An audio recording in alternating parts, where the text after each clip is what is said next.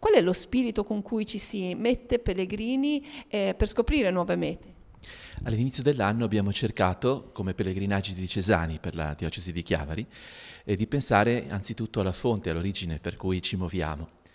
E subito mi è venuto in mente un inno delle lodi, che recita così: un canto nella notte nella ricerca di un volto, il volto del mistero. Ed è proprio lì, forse in una maniera anche inconsapevole, che ci muoviamo, che diciamo perché no, proviamo ad andare.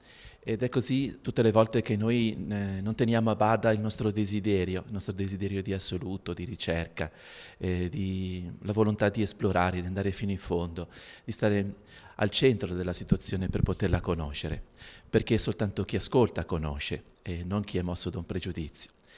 Ecco, alla luce di questo abbiamo ideato 3 pellegrinaggi al momento, probabilmente poi ne nasceranno altri. Il primo in ordine di tempo è il Libano, che sarà dall'1 all'8 di aprile. Successivamente torniamo in Terra Santa, questa volta con un percorso totalmente nuovo, affiancato alla Giordania.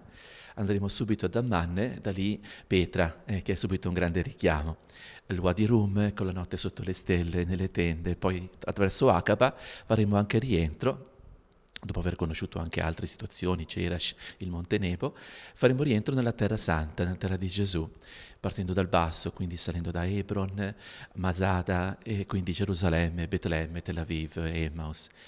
Il nostro percorso poi si concluderà a fine anno, ad ottobre, con il Sudafrica, andando proprio a conoscere delle realtà, delle situazioni anche molto diverse dalle nostre, perché se dobbiamo dire qual è il cuore del nostro pellegrinaggio è proprio andare in ricerca del mistero, di sé e dell'altro, qualsiasi altro, in qualsiasi percorso egli si muova.